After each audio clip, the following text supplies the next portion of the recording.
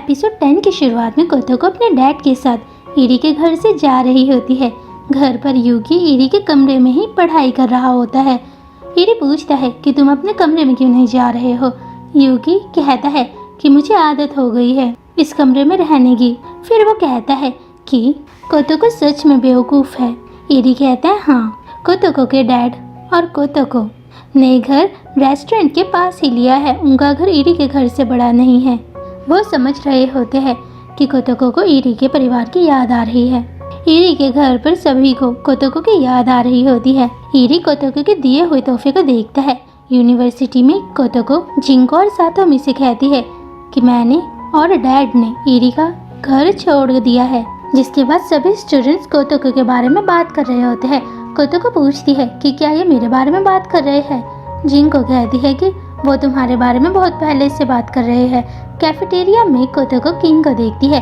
किन एक लड़के से ऊपर की तरफ इशारा करते हुए कहता है कि ये बात तुम लोगों को बताना जिन्हें नहीं पता है। कोतोको किन से कहती है कि ये क्या है, अगर इरी ने इसे देख लिया तो वो क्या समझेगा। किन कहते हैं कि उसने देख लिया है। मत्सुमोतो कहती है कि किन तुम कोतोको के साथ डेट कर रहे हो और तुम दोनों साथ में बहुत अच्छे लगते हो। किन कहता है तुम दोनों भी साथ में बहुत अच्छे लगते हो। मत्सुमोतो कहती है इरी उसने कहा है कि हम दोनों साथ में अच्छे लगते हैं। इरी मत्सुमोतो की बात को नजरअंदाज कर देता है और खाना लेने के लिए चले जाता है। कोतोको पूछती है कि इरी क्या तुम अपने आप को अकेला महसूस कर रहे हो। इरी कहता है नहीं, मुझे ऐसा लग रहा है जैसे मैं पहले की तरह रह रहा हूँ। कोतोको कहती है अच्छा, मुझे लगा ही था।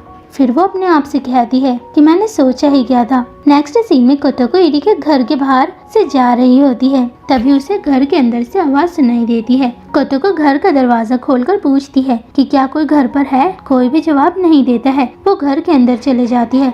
वहाँ यूकी जमीन पर लेटा होता है। वो पूछती है कि तुम्हारी मॉम कहाँ है। यूकी कहता है कि वो शॉपिंग करने गई है और मेरे पेट में दर्द हो रहा है। कोतोको इरी को फोन करती है। इरी के घर से फोन आ रहा होता है। इरी पूछता है कि तुम मेरे घर पर क्या कर रही हो।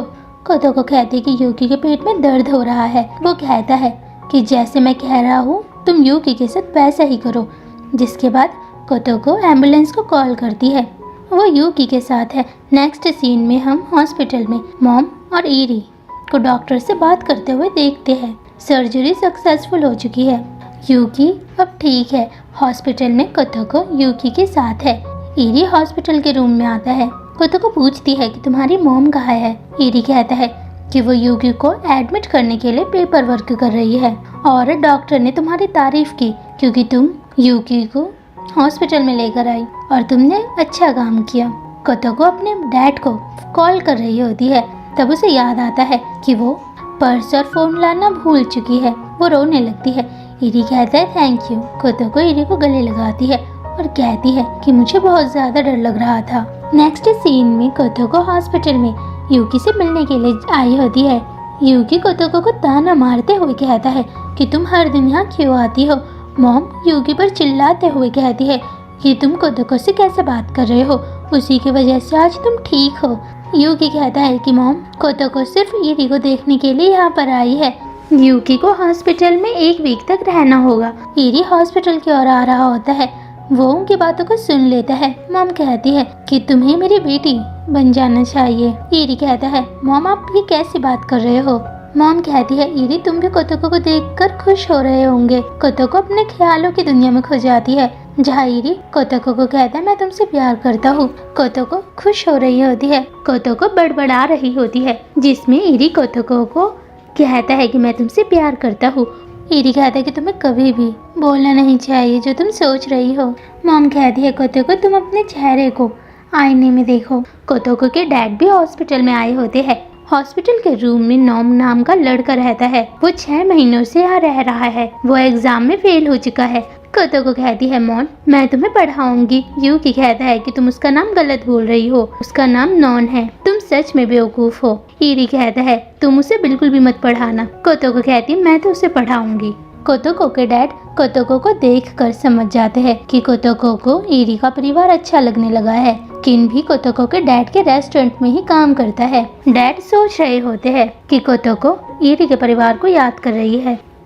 कोतोको कहती है कि तुम डॉक्टर बन सकते हो। क्योंकि तुम लोगों की मदद करते हो। ईरी कहता है मुझे नहीं लगता है। कोतोको कहती है तुम बन सकते हो। हॉस्पिटल में वो सभी मजे करते हैं। वो यूकी की उम्र का ही है। नेक्स्ट सीन में ईरी नॉन को पढ़ाता है जबकि कोतोको नॉन को हंसाती है। नॉन उन्हें पसंद करने लगा है। आज यूकी को हॉस्पिटल में 1 वीक हो चुका है। यूकी घर जा रहा है। नॉन और यूकी दोस्त बन चुके हैं। नॉन कहता है कि मैं तुम्हारे साथ खेलना चाहता हूँ। जब मैं ठीक हो जाऊंगा तब मैं तुम्हारे घर पर आऊंगा। यूकी कहता है मैं भी तुम्हारे साथ खेलना चाहता हूँ।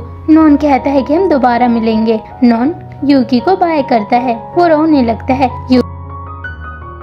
घर पर यूकी और कोतोको हैरान हो जाते हैं। उन्होंने पार्टी रखी होती है। कोतोको के डैड कहते हैं कि मैंने तुम्हें हॉस्पिटल में देखा था, तुम उनके साथ बहुत खुश थी, इसलिए मैंने सोचा है कि अब से हम इधर ही रहेंगे।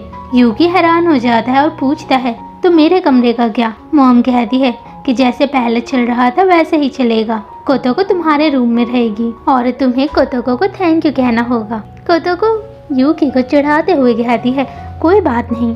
रात को कोतोको बर्तन धो रही होती है। यूकी किचन में आता है। कोतोको कहती है तुम अभी तक सोई क्यों नहीं? यूकी कहता है कि तुमने मेरी मदद करी थी, इसके लिए थैंक यू। कोतोको मन में कहती है कि ये बहुत ही प्यारा है। कोतोको अपने कमरे में जा रही होती है। तभी ईरी अपने कमरे से बाहर निकलता है और कोतोको से कहता है कि प्लीज़ तुम मेरे लिए और परेशानी मत पैदा करना। कोतोको खुश हो जाती है।